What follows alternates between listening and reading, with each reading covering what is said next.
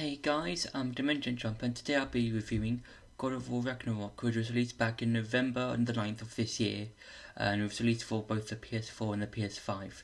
Now, this review, I'll try and be spoiler free as possible. I'll try and talk about the game without giving too much of the plot away, but mainly because the game has only been released for like a few weeks by now, so I'm just gonna keep this review light and spoiler free as possible. But I might talk about some parts of the game, and I'll try to keep some of those scenes as spoiler free as possible. So the main plot of God of War Ragnarok is that it takes place a few years after Kratos.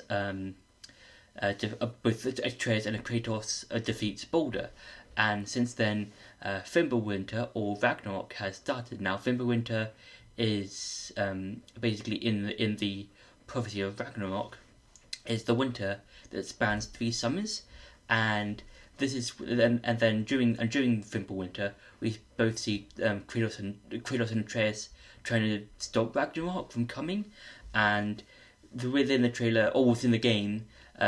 They basically just go around all the different realms to try and stop Ragnarok from happening, and that's quite interesting because in terms of the previous game, in terms of with that one, there was was a father son type story where within that game both Kratos and Atreus grew together and they learned from one another, and then they started to trust each other.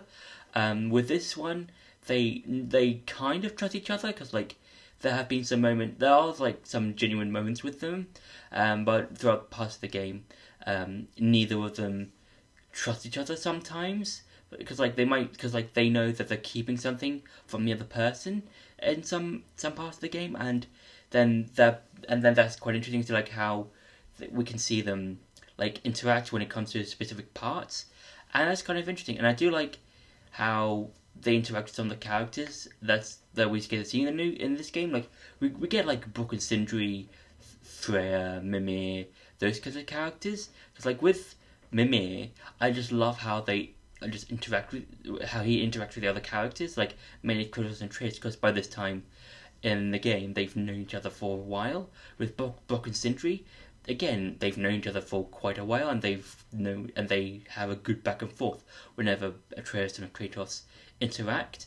And with Freya, she's basically trying to kill them both because they killed Baldur in the previous game, and that's really interesting because even though in the first part of the game there's a 5-minute sequence or so of just you escaping from Freya and retreating to your house, that's a very fun opening to the game because it just dives into the action straight away, unlike in the previous game where it's just it takes a few minutes before you fight your first enemy in the game, with the Draugr and then later the Troll, and then at the start it just puts you into the action straight away, just we're fighting Freya at the start. I mean kind of fight Freya. It's more of a quick time-ish event in some aspects where you have to do the button mashes and buttons and that sort of thing, but it's still a very fun opening sequence to a game that it just keeps on going and being more fun and stuff like that. I also like how some of the bosses in this game and some of the enemies, because with the enemies there are some returning enemies from the previous game, like the Draugrs, the Revenants, the eyeball squid enemies. I forgot their name, but those are really cool and interesting because they're old enemies to bring back. But then there are also new enemies, like these frog enemies, all these reptilian styled enemies, and they get to see new enemies and stuff like that, and that's really fun and interesting because I would say in terms of the enemies in the previous game, the first 3 to fight were fun, they were interesting, but then they did get a bit repetitive, especially with the trolls, because the troll boss fights in the game, in the previous game, are just they're fine. The first few are fun, but then they do get a bit repetitive over the course of the game. And when you do see a troll, I think the first troll in the game in Ragnarok, you just kill it straight away, and that's really cool because like it's just you expect it's just you're gonna have a full on boss fight, but no, it's taken care of in 5 seconds. So I think that's really cool. And also in the game, you have to find Tyr, who's the god of war in the Norse pantheon. And when you do find him, it's really interesting because like I think the interactions with Tyr is really interesting because because when you first I'm just going to spoil this a little bit, but not a whole lot. But when you do find Tyr, he starts off being sort of scared of you because he thinks Kratos is going to kill him because the Norse pantheon knows about Kratos and everything that he did in Greece. I think that's really interesting. Interesting, like in the previous game we did know about some of the other characters like Mimir and Freya that knew about Kratos, and now we get to see more people getting to know who Kratos is and what he's done and did while he was in Greece. So that's really cool and interesting. And the combat, I would say, the combat is very fun. I would say because like it's basically just a lot of the same stuff from the first game or from the 2018 game. And after about the second boss, you get the Blaze of Chaos straight away, which I think is quite fun because like in 2018 game you got like those blades about halfway through the game, which I think is quite fun. And yeah, I would say it's fun and the skill tree is back, but this time in terms of gaining experience, both you and Atreus gain experience, which I think is quite cool because like then now you can just anytime you fight a boss or fight a particular enemy or herd of enemies, both Kratos and Atreus will get a certain amount of experience, which I think is quite fun. Then you can just fill out the skill trees for both of them, and just have all of those stuff just being unlocked throughout the process of the game. And again, this game does the whole one shot take, which the 2018 game did, which I think is quite fun. And I would say it's probably the best one in terms of the long cut than the previous game because there are two. Well, in terms of my experience, I've gone to the part where I've seen two different transitions, but they've done to make it look like the one shot. And the first one was I'm not going to spoil a whole lot, but the first one I saw was when Atreus was putting his knife down, and then 5 seconds later we saw Kratos' hand picking up that knife, which I think is quite cool. Then the second one was when Kratos was hitting a particular wall, and then after about the second punch and after he drew his hand back, we saw Atreus' hand hitting the wall. And again, those are really cool transitions, and it's something you don't really get to see a lot in games or stuff or shows that or films that do the one take. That's really cool because like normally it's just they do a specific thing where it's just here's a cut or transition or to the next cut that's still a part of the one shot. But with transitions that I saw in Ragnarok, it's really cool because like it's something you don't really expect, and that's something really fun. And now I'm going to talk about some of the bosses. So the bosses in this game are quite fun, and they're very different from a lot of the bosses than in the previous game because a lot of the bosses in the 2018 God of War game were like 95% trolls.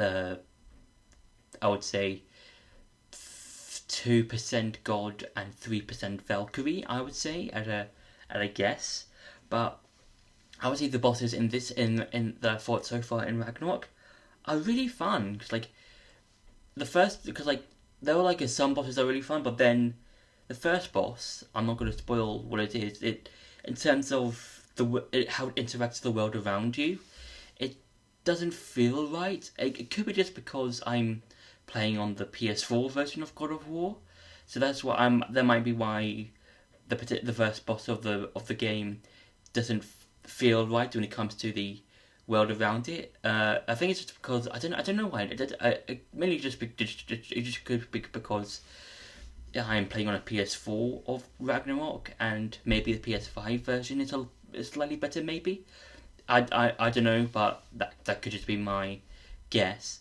But every other boss after that, it doesn't have that same problem. And I would say one of my favorite bosses I've fought so far is probably Thor. Now you do see Thor in one of the trailers, like towards the end, and I would say here has a really fun boss fight because I wasn't prepared for what he was going to do, because like with Baldur in the previous game, he would alternate between attacks. Like I think in the final fight with Baldur, he would alternate between like a fire attack and ice attack, and they were kind of predictable because you might have fought them, because you have fought him with him before, like at the start of the game, and then I think again like about before you got into Jotunheim.